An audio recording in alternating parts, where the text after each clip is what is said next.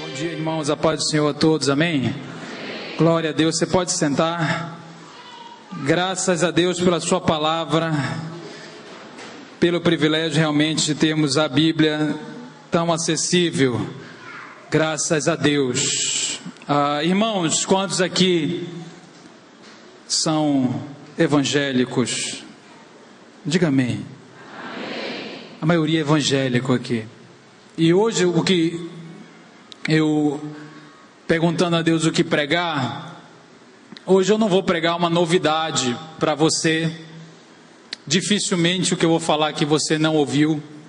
E Deus colocou exatamente esse desejo no meu coração. Foi o desejo de falar de uma coisa antiga. Não é uma novidade. Para alguns até pode parecer uma repetição, mas é de propósito. É exatamente de propósito. E a palavra que Deus trouxe no meu coração é que a gente precisa conhecer o Evangelho. Nós precisamos conhecer o Evangelho, porque existem outros evangelhos, né? E a própria Bíblia vai falar sobre isso. A gente vai ler um texto daqui a pouco, falando de outro evangelho. Isso me chamou muita atenção. Se existem outros evangelhos, qual é o evangelho real? Qual é o evangelho verdadeiro? E será que os evangélicos, nós evangélicos brasileiros, a gente conhece o evangelho mesmo?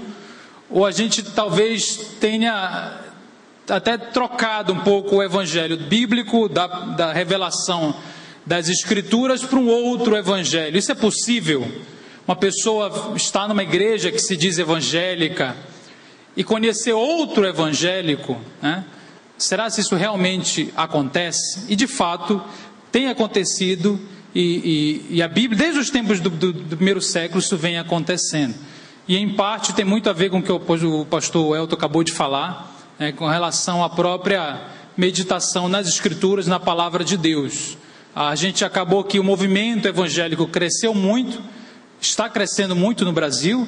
Isso tem muitas bênçãos que vão acompanhando isso, tem muitas coisas positivas, mas uma das questões que a gente precisa enfrentar como desafio até cultural é justamente você crescer e perder a essência, né? Como se você fosse, quanto mais cresce, mais vai se desfazendo. E não é essa a vontade de Deus para nós, amém, irmãos? Nem como igreja local, nem como igreja no Brasil inteiro, né? Não é a vontade de Deus que a gente cresça e vá perdendo o sentido, vai perdendo a simplicidade de entender o que afinal de contas é evangelho. Se eu lhe perguntasse agora, desse o microfone na sua mão, falasse assim: resuma o Evangelho de Cristo, o que você diria? Não se preocupe que eu não vou fazer isso. Então a gente imagina que automaticamente, porque as pessoas são evangélicas, elas sabem o que é o Evangelho. A gente é conhecido como, justamente essa palavra vem daí, né? Evangélico, vem do Evangelho. Nós estamos em uma linha, né, histórica que justamente trabalhou a reforma, né? Lá no século XVI, as pessoas começaram a questionar as doutrinas e isso revolucionou a igreja, e a gente vem dessa trajetória de voltarmos à palavra, né? Lutero, por exemplo, que foi uma grande figura da reforma, ele traduziu a Bíblia para o alemão, que não tinha tradução para a língua do povo, só tinha tradução em latim, e a galera não falava latim, nem lia latim. Então a gente vem dessa história, né, de pessoas que voltaram-se para o Evangelho. O pastor estava falando do dia da Bíblia.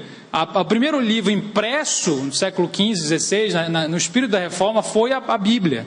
O primeiro livro impresso na imprensa de um cara chamado Gutenberg, né? Então ele imprimiu, isso era para divulgação, era para poder conhecer o Evangelho, não ser mais enganado. Olha que interessante.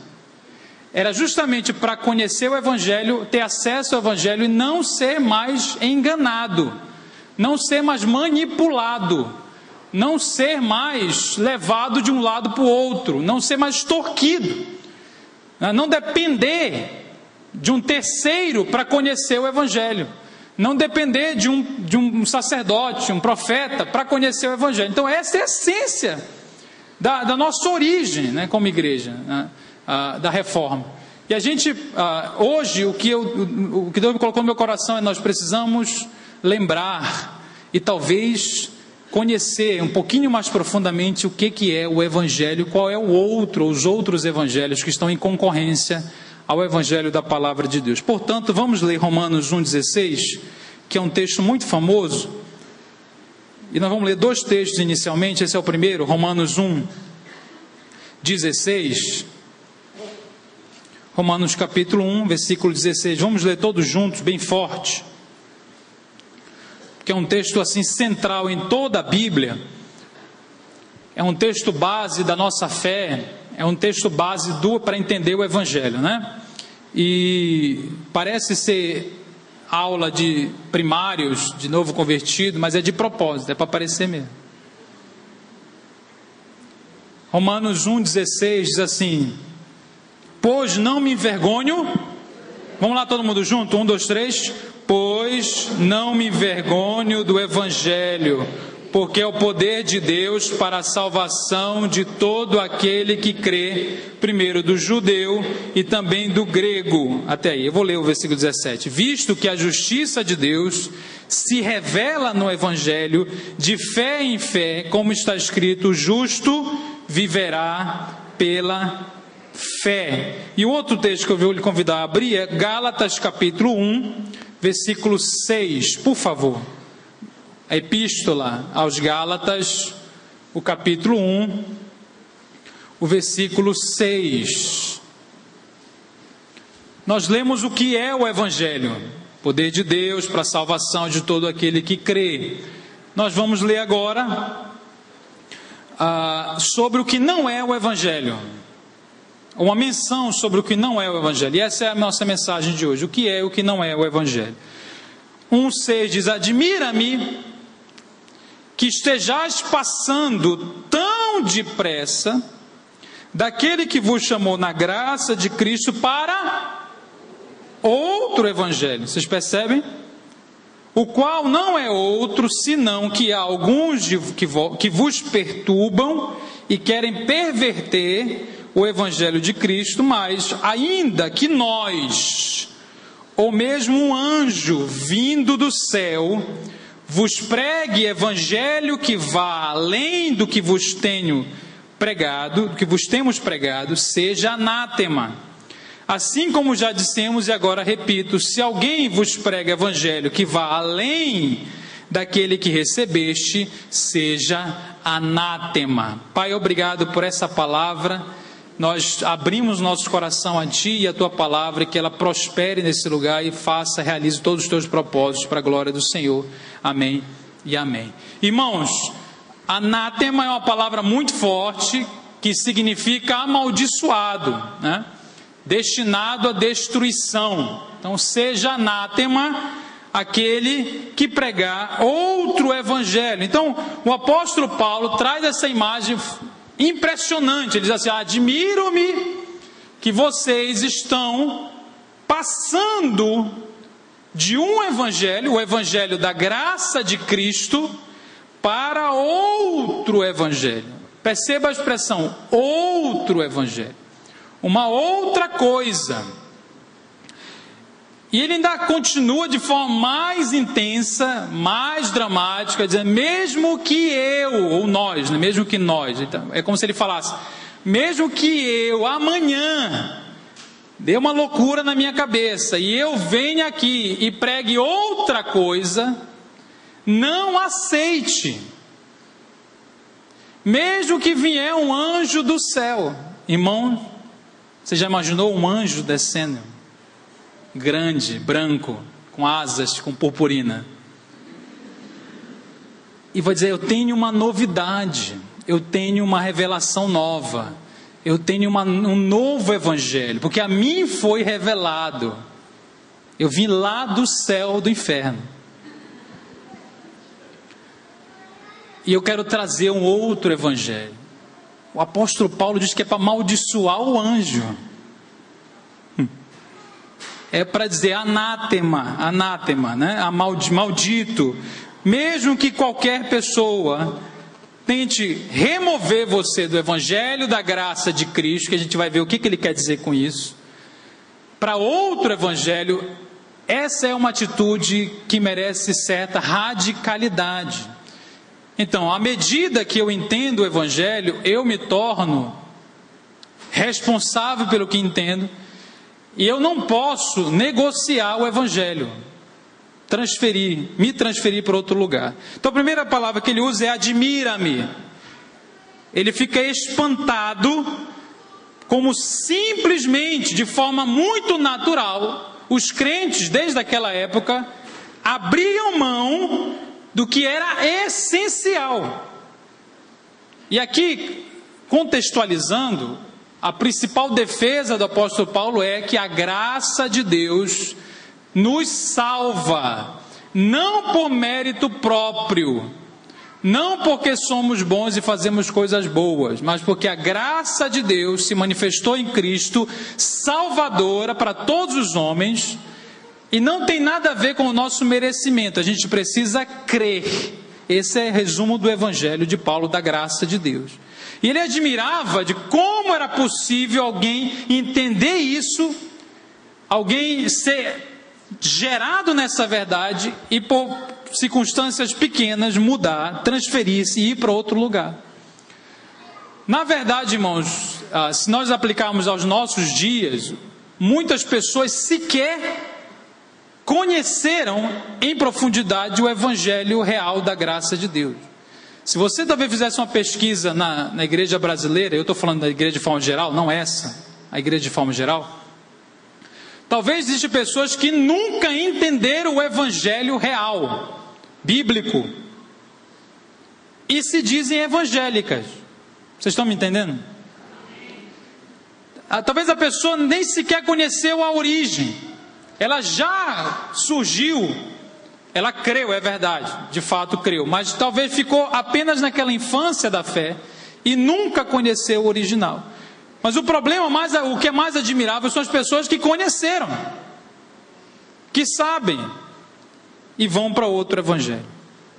E aí outra expressão que ele fala é: estejais passando tão depressa. Irmão, você já viu eu não sei, é calango correndo em areia quente? Quem já teve essa experiência espiritual? Aquele calango que corre, porque a areia está quente, mas muito quente, que ele não consegue ficar parado.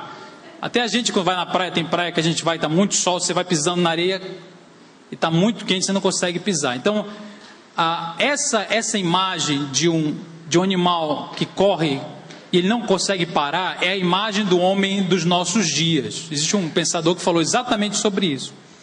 É o homem dos nossos dias, ele não consegue parar em lugar nenhum. Ele é um eterno transitório. Ele não se contenta mais do que 2 minutos com alguma coisa.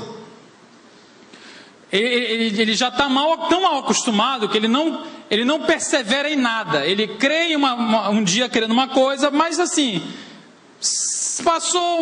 aconteceu alguma coisa, ficou mais conveniente crer em outra coisa, ele muda de fé de uma forma assim natural. Então ele vai correndo porque ele não consegue parar, porque se ele parar dói.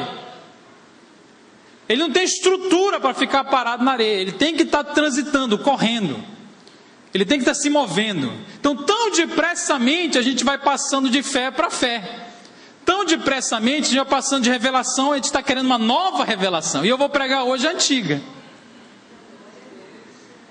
A gente está querendo uma nova unção, e eu vou pregar hoje a única que tem, a antiga, a velhinha. A gente está precisando de ficar parado, permanecer, que é uma palavra que Jesus usava muito, né? Permanecer no evangelho e não ter a expectativa de que alguma coisa além vai nos salvar, vai melhorar a nossa vida, porque o evangelho é tudo o que Deus vai te dar. O evangelho é toda a mensagem que você e eu precisamos para ser salvo, não só para ser salvo, mas para viver. Então, passar tão depressa de uma coisa para outra é uma tendência do homem atual. E nós precisamos identificar isso e lutar contra isso. Essa inconstância crônica. Você pega uma foto 2 anos atrás, daquele grupo que você tirou lá a foto, lá na sua célula, na igreja. Aí você 2 anos vai olhar a foto, já está 80% desviado, eu não tenho. Infelizmente, eu não sei se acontece com os irmãos. Mas se você retroceder mais alguns anos, né, pastor? Coloca uma foto de 10 anos atrás, você fala assim, olha o fulano, ele era crente, né? Ele era crente. Então o número de desviados no Brasil é assustador, né? Então eles vão passando de um evangelho para o outro, para tentar o evangelho mais fácil, melhor, o mais conveniente, até que não sobra nenhum, ele cai no mundo mesmo. Tão depressamente vai passando de um evangelho para o outro. A gente está esperando o espetáculo, a novidade, a nova técnica, o método novo, a nova forma para resolver a nossa vida, e o que nós temos é o antigo e imutável Evangelho de Cristo, que não começou há 2000 anos atrás, irmãos. Começou lá em Gênesis. Se alguém lhe perguntar quando começa o Evangelho, você responde em Gênesis. Quando Deus abriu a boca e disse assim: do descendente da mulher nascerá um que pisará a cabeça da serpente, será ferido no calcanhar, Gênesis 3,15, daquele dia em diante começou o Evangelho, porque ali foi a promessa de que Jesus viria e iria vencer o diabo e salvar a humanidade.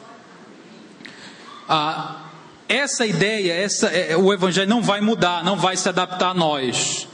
E a outra palavra que o apóstolo Paulo diz é: vocês estão passando da graça de Cristo, daquele que vos chamou na graça de Cristo, para outro evangelho. Então existem evangélicos paralelos, evangelhos incompletos, evangelhos da desgraça.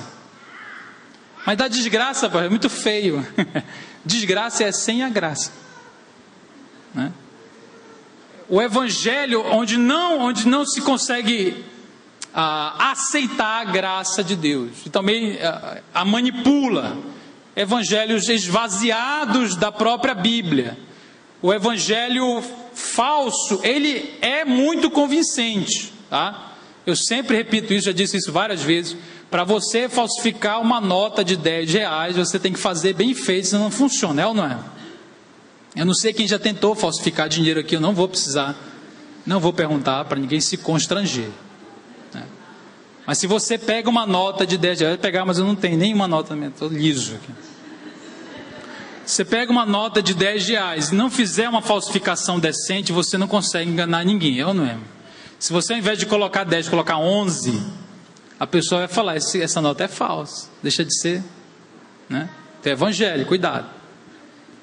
Mas você, quando falsifica, quando alguém falsifica, ele falsifica muito parecido com a verdade. Então os evangelhos paralelos, ele tem texto bíblico.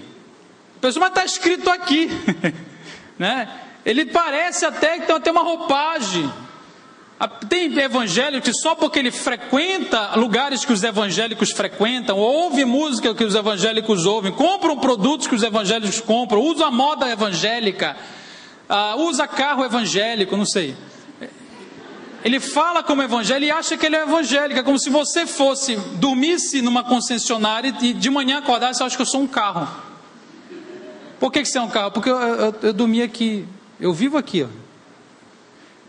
Então o evangélico ele tem essa tendência de achar que ele é evangélico naturalmente, e ele vai construindo o seu próprio evangelho sem tomar cuidado de perceber o que a revelação de Deus está mostrando. Isso é uma atitude muito perigosa e acaba distorcendo toda a verdade das Escrituras. E aí o apóstolo Paulo, ainda muito severamente, ele fala assim: o outro evangelho não é outro senão, versículo 7, há alguns que vos perturbam, ok, irmãos? Perturbam e querem perverter o evangelho. Ele chama assim: se você tem alguém que ensina uma outra coisa que não é o evangelho da graça de Deus, da Bíblia, ele está lhe perturbando. Essa pessoa é uma perturbação na sua vida. Pastor, eu pensei que o diabo era a minha perturbação. Pensei que a minha mulher era a minha perturbação. Misericórdia. Ele fala, é perturbar, quando eu pego e ensino outro evangelho, uma outra coisa. É perverter. Perverter é você inverter a ordem. É uma perversão. É a palavra forte, né? Perversidade. Eu pegar o evangelho da graça de Deus, modificá-lo, maquiá-lo e pregar outro evangelho. Eu estaria pervertendo. É uma perversidade. É um pecado. E aí, de novo, como eu já falei antes, ele chega e diz bem claro: olha, não aceite nem se eu mesmo mudar o evangelho, porque o evangelho não é de Paulo, o evangelho não é da igreja batista, o evangelho não é da católica, o evangelho não é de um pastor, não tem nenhum dono do evangelho. Todos somos servos do evangelho. Não há uma propriedade sobre o evangelho.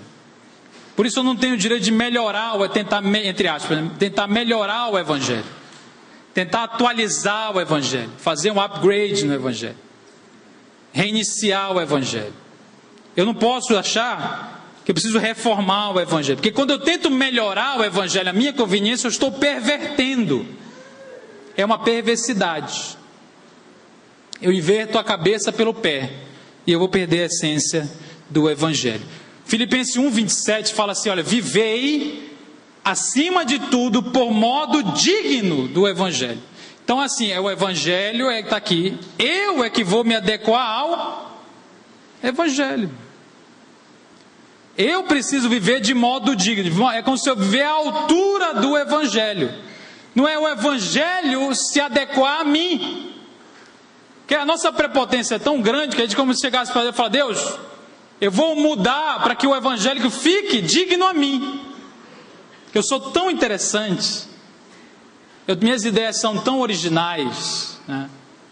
Minhas ideias são tão bacanas, que eu vou transformar a tua palavra, para ela dar uma melhorada, para ela subir um pouquinho mais a minha altura, a minha dignidade. E o apóstolo Paulo insiste: não, nós somos chamados a nos elevar, seja em qualquer área, todas as áreas, viver de modo digno à altura do Evangelho de Cristo, Irmãos, concluindo essa parte, eu queria dizer,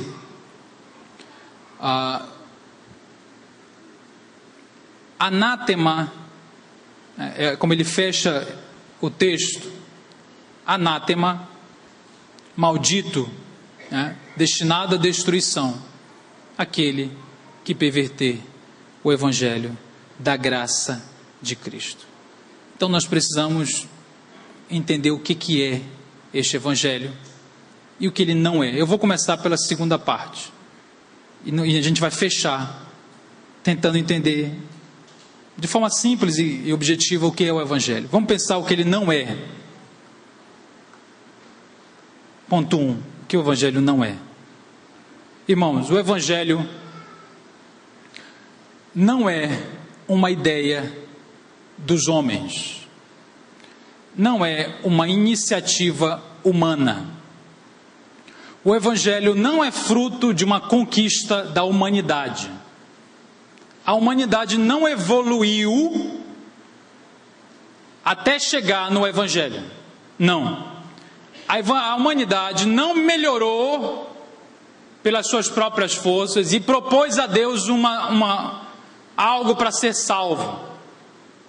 O problema é de como um pecador, olha o problema que o evangelho resolve. Como um pecador que tem um pecado nele, como ele pode chegar até Deus que é santo, santo, santo, e que não pode conviver com o pecado? Como é que você resolve essa problemática? Como um pecador pode acessar, aproximar-se de um Deus que é perfeitamente santo? O homem não evoluiu até chegar à resposta desse problema. Não é uma iniciativa humana. não é fruto das revoluções dos homens. O homem evoluiu em muitas áreas, isso é positivo em muitos aspectos. Quanto mais o homem evolui na sua razão, ele nunca será capaz de acessar a Deus, mesmo ele evoluindo na sua capacidade de pensar. A evolução científica, tecnológica do homem é impressionante, é ou não é? Então a gente descobre a roda, descobre o fogo, a gente descobre a internet, descobre o Wi-Fi, descobre tudo. E a gente vai evoluindo. A revolução tecnológica, a revolução mental, racional, nunca será suficiente. Mesmo a revolução, irmãos, moral, mesmo o homem bom, mesmo se você e eu evoluíssemos como religiosos, né, e fôssemos pessoas extraordinariamente piedosas, muito interessantes, muito boas, nós nunca seríamos capazes de transpor a barreira que é a distância entre nós pecadores e o Deus Santo, Santo, Santo. Então não tem a ver conosco. Nós estávamos mortos nos nossos delitos e pecados, como dizem Efésios, mortos nos nossos delitos e pecados. O homem sem Deus, ele é incapaz, é uma palavra que eu uso muito, que é incompetente. Ele não tem poder para resolver o seu principal problema. Nós estamos destinados à perdição, se Deus não tivesse, estávamos destinados à perdição, se Deus não tivesse intervido. Ok? Qual é a consequência dessa ideia? É que o Evangelho não é o poder dos homens. O Evangelho não é a glória dos homens. Se eu fui alvo do Evangelho, e eu creio no Evangelho e sou salvo pelo Evangelho, isso não me torna alguém especial em mim mesmo. Eu não sou salvo porque fui melhor do que os outros pecadores, irmão. Eu não sou salvo porque nasci numa família melhor. Eu não sou salvo porque nasci num país melhor do que os muçulmanos. Eu não sou salvo porque sou uma pessoa decente. A minha decência e a minha justiça para Deus são como trapos de imundície, pano de menstruação. Essa é a original em Isaías. Não vou entrar nesse detalhe que é muito forte. Esse horário, né? Não dá. Trapos de imundície. Então não é a minha glória. Então, o problema é que a gente aprendeu, talvez, que a gente é salvo porque a gente é bom e que a gente merece, e cria-se um orgulho. Nossa, sou evangélico, sou pastor, sou líder de célula. Começa a gloriar-se numa coisa que não tem nada a ver com o seu merecimento e com o meu merecimento. Por isso que a Bíblia diz assim, olha, se você gloriar-se em alguma coisa, não se glorie na sua sabedoria, na sua capacidade moral, se glorie na cruz. Ou seja, é o que Jesus fez e não o que eu fiz. Então o Evangelho é uma iniciativa de Deus. Deus começou o processo. Deus é o caminho do processo e Deus é o objetivo do processo. Deus quis e vai continuar querendo salvar a nossa vida. E não tem a ver com a nossa evolução. Pelo contrário, o ser humano, aparentemente, ele está evoluindo em alguns aspectos materiais, tecnológicos, racionais, mas em outros aspectos esse ser humano parece ficando pior dia a dia, né? Todas as revoluções que você vê no mundo, elas estão sempre tentando resolver o problema do homem, que é dar sentido para ele, né? dar felicidade para ele, né? Se você chegar e falar, você quer ser feliz? Claro. E a última grande revolução que a gente viveu no século XX foi qual? Foi a revolução da família, né? Da sexualidade, que as pessoas falaram, você não precisa mais casar, você não precisa mais ficar casado, você não tem esse negócio de sexo para o casamento, você vai ser feliz. É a revolução do seja feliz, né?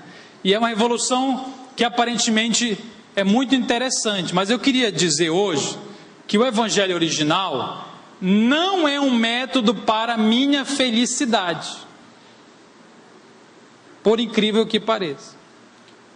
O Evangelho original não é um método de autoajuda para que os meus problemas sejam resolvidos, meus problemas diários, para que eu não sofra mais, para que eu não tenha mais problema. O Evangelho original, isso parece ser muito estranho, porque a gente está mesmo longe às vezes do que a Bíblia ensina. Mas vou repetir, não é um método de autoajuda para que eu seja feliz.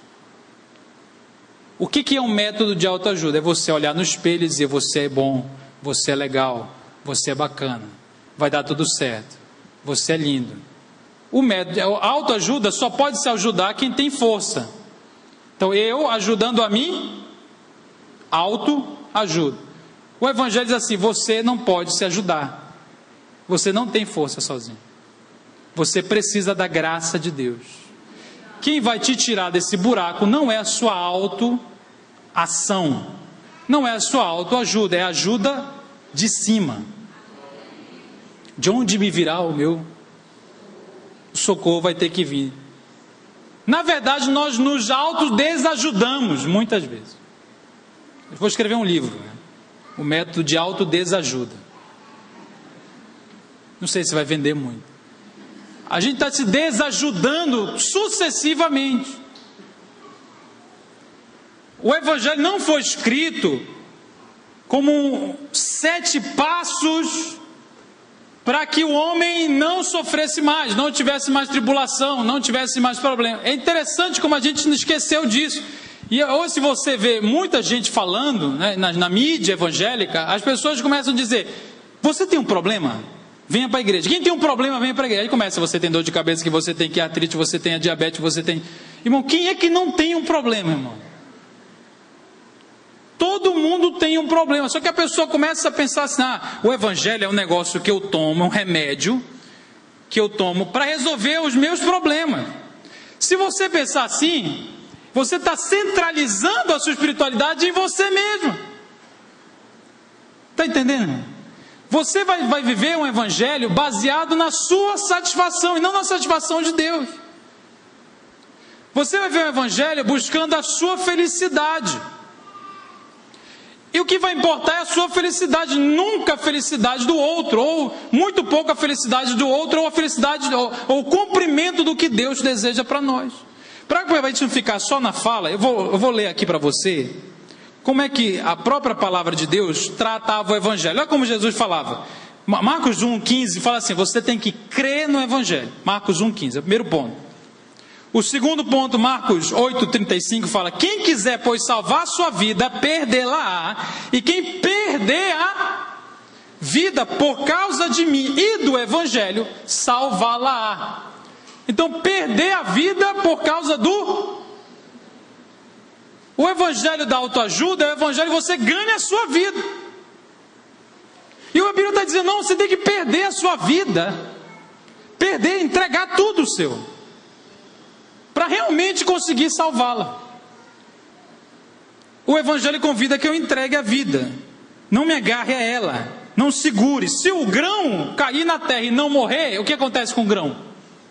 Nada, irmão.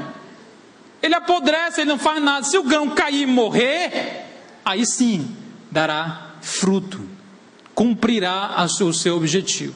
Então o Evangelho é o Evangelho da perca a sua vida para salvá-la. Em verdade vos digo, Marcos 10, 29, em verdade vos digo que ninguém há que tenha deixado casa, ou irmãos, ou irmãs, ou mãe, ou pai, ou filhos, ou deixado campos, por amor de mim e por amor do Evangelho, que não receba 100 vezes mais. Então, deixado, olha como Jesus pregava o Evangelho: você deixa, você vai perder.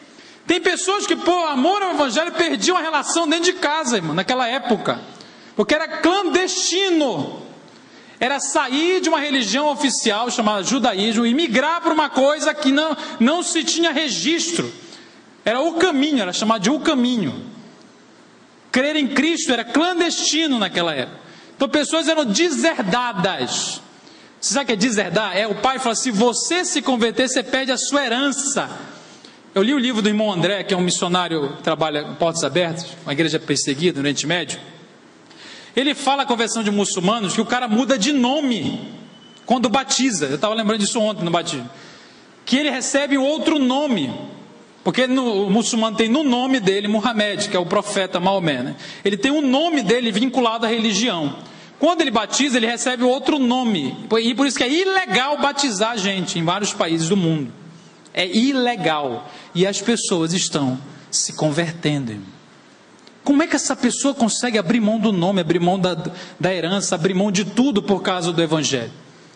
Porque ela entendeu que o Evangelho é aquilo ali. Eu perco. A gente aprendeu que eu chego com o Evangelho e ganho a minha vida. O Evangelho serve para mim. Serve para que eu conquiste o que eu quero, do jeito que eu quero. E em geral tem a ver com coisas materiais. Em geral. Mas não para por aí não. Atos 20, 24 fala, porém em nada considero a vida preciosa para mim mesmo, contando que complete a minha carreira e o ministério que recebi do Senhor Jesus para testemunhar o Evangelho da graça de Deus. Em nada considero preciosa a minha vida. Tudo faço por causa do Evangelho, com o fim de me tornar cooperador com ele. 1 Coríntios 9, 23. Tudo faço por causa do Evangelho. Não é o Evangelho vai me dar, me serve, coopera com a minha ideia, com o meu bem-estar, com a minha felicidade. Filipenses 2, 22 fala, e conheceis o seu caráter provado, pois serviu o Evangelho comigo, junto comigo como filho ao Pai. Ele estava se referindo a um dos discípulos dele. Ele falou, ele serviu ao Evangelho, o seu caráter foi aprovado, porque ele serviu junto comigo. Então as palavras que estão vinculadas ao Evangelho na Bíblia é o seguinte, perda, serviço, cooperar, entrega. Amar o Evangelho de Deus, a ponto de perder, para poder acessar toda a vontade de Deus. Porque afinal de contas, a vontade de Deus para o evangélico original é mais importante do que a sua própria felicidade. É mais importante do que a sua própria felicidade. A vontade de Deus é mais importante do que a minha própria realização pessoal. Bem-aventurado, felizes são os que choram, os que têm fome, os pacificadores. São todas posições de humilhação e de servo. São posições de entrega. Irmãos, em terceiro lugar, eu falei que não é uma iniciativa humana, não é uma busca, não é um método para a felicidade, ausência de sofrimento. Em terceiro lugar, não é um método de prosperidade material. O Evangelho não é um caminho para aumentar a popularidade. O apóstolo Paulo chamava o Evangelho de escândalo. Bora voltar para isso, porque a gente precisa entender a diferença. Quando Pedro abriu a boca lá em Atos, pregando o Evangelho, e o que a gente está acostumado a ver hoje, que a gente precisa voltar, irmão. Quando Pedro e Paulo pregavam o Evangelho, ele dizia assim, o Evangelho é escândalo para o judeu e loucura para o grego, para o gentio. Era uma coisa assim, impactante. Quando alguém pregava o Evangelho, a reação das pessoas, em geral, tinha duas reações. Isso foi no ministério de Cristo, no ministério de Paulo, de Pedro, todo mundo.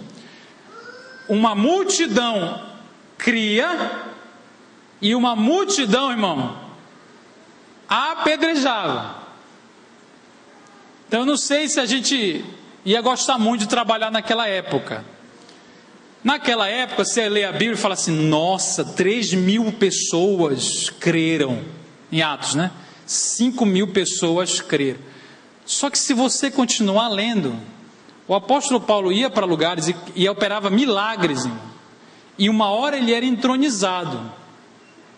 Teve lugar que ele literalmente foi entronizado. Eles queriam fazer, né, um altar a Paulo. Porque ele orou para uma pessoa e a pessoa foi liberta, curada. Outra hora ele era apedrejado. As pessoas, muitas cidades, não queriam a presença de Paulo lá. Muitas autoridades religiosas da época, de várias cidades, quando sabia que Paulo estava chegando, começava a ficar nervoso. Não era um sinal de popularidade. Não se tornava aceito culturalmente. Pelo contrário, era um impacto. Há uma palavra em Atos que diz assim: aqueles que estão transtornando o mundo chegaram entre nós. Se eu ouço um negócio dele, eu fico deprimido um ano. Se a pessoa for numa cidade pregar o evangelho e as pessoas começam a publicar no jornal: cuidado, porque aqueles que têm transtornado o mundo chegaram aqui na nossa cidade. Cuidado. E era assim que era a reação. Pedro olhava para o povo e falava assim: vocês mataram o autor da vida. A pregação sutil de Pedro, né? Pedro lá cheio do Espírito Santo, né? O Pentecostes, falando em língua. Aí ele vai pregar. Pode ler lá em Atos, lá no início de Atos, né? Ele chega e diz assim: vocês mataram o autor da vida. Ele fala: vocês mataram. Irmão, se eu pregar isso, até lá em casa eu acho que eu apanho. Vou chegar com a minha filha: você matou. Porque a gente tem medo, né, de pregar. Porque pastor, é muito sério isso. É sério mesmo. É sério. Eu não estou falando aqui que você tem que ser agressivo. Você vai chegar no ônibus lotado e falar: vocês mataram. Não é isso. Tinha um pastor amigo meu que falava: olha, você quer ser impactante? Eu vou chegar no bar, aqueles pecadores, e vou subir na mesa e falar: raça de víboras. Aí o pastor falou: não, você tem que subir no púlpito da igreja. Porque raça de víbora eram os religiosos, irmão. Não eram os bêbados. Era, pastor? João Batista, ele estava falando dos fariseus, irmão. Dos crentes. Dos evangélicos, não estava falando para descrentes. Né? João Batista provavelmente até para descrente era bem legal. Né? Mas chegavam os crentes e falavam: raça de víboras. Né? Então, o escândalo da cruz do evangelho era considerado loucura. Por que era loucura, irmãos? Se você tem um Deus, digamos que você cria uma história sobre um Deus, não o Deus nosso, um Deus, e ele na sua história é um Deus muito legal. Você cria a história, é um Deus bacana e um Deus muito forte, e no seu conto de fadas é um Deus assim enorme. E você cria um Deus, além de forte, bacana e enorme, é um Deus sensacional, um caráter maravilhoso, gente boa. Você criou a história. E esse seu Deus, ele é muito amor. Deus é um Deus assim, lindo, amoroso, gentil, bacana. Você mataria esse Deus na sua história? Só se você tivesse problemas, né? Você cria uma história, inventa um Deus legal, inventa um Deus bacana e fala assim: agora eu vou matar esse Deus na cruz. Não faz sentido, irmão. Mas como é que eu posso chegar e achar que uma religião vai se manter se eu primeiro tenho um Deus, eu adoro esse Deus é o criador de tudo, esse Deus é tudo, é maravilhoso, é lindo, é bacana, e de repente no meio da história esse Deus vem, desce e é humilhado, cuspido na cara e morre. As pessoas olhavam para ele e falavam assim: mas isso está muito estranho, você tem certeza que foi o Filho de Deus, desse Deus que você está falando que existe, ele mandou um filho para morrer? Isso não faz sentido, irmão, você está errado. Não tem em lugar nenhum no mundo uma religião em que o soberano, o rei, o tudo se aniquila dessa forma. Está errado. Como é que você pode achar que você vai subjugar Deus assim? Ele veio ao mundo, está dizendo que ele veio, se fez fez uma célula dentro da barriga da mulher, e ele foi gerado 9 meses, saiu de lá numa manjedoura, ele teve placenta, virou um mamífero. E ele nasceu e morreu por nós, e aí ele está humilhado na cruz. Irmão, você lembra que Jesus foi cuspido na cara? Você já foi cuspido na cara? Irmão, é melhor dar um tiro em alguém, irmão, do que cuspir na cara da pessoa. O cara tem controle, mas se chegasse alguém com você, a petulância de lhe cuspir na cara, depois que ele fechou no trânsito, cospe na sua cara.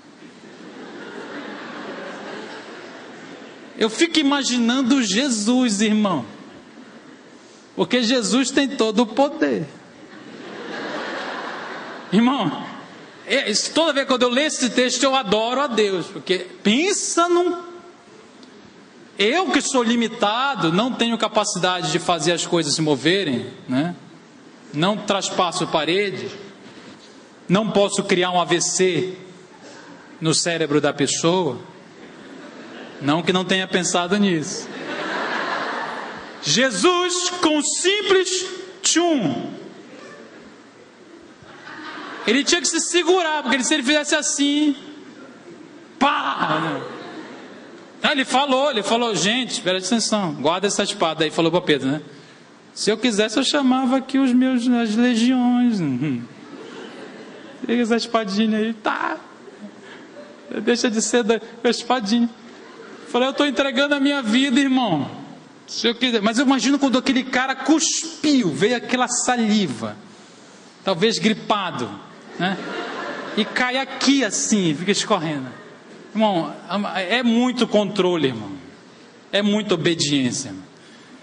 A dignidade do Filho de Deus. Aí o apóstolo Paulo chega para os gregos e prega isso, fala, olha, o Deus desceu, morreu na cruz, amaldiçoado, aquele Deus lá. Eu falei, isso é loucura, isso é loucura. E muita gente não acreditava, porque dizia isso é loucura, e muita gente acreditava porque dizia, nossa, isso é uma loucura. Eu creio, porque não tem nada parecido, não existe nada parecido. Pesquise, irmão. Se você for num museu, os deuses são representados, os deuses dos diversos deuses, eles são representados como fortes. Você já viu Hércules? Gosta de cinema?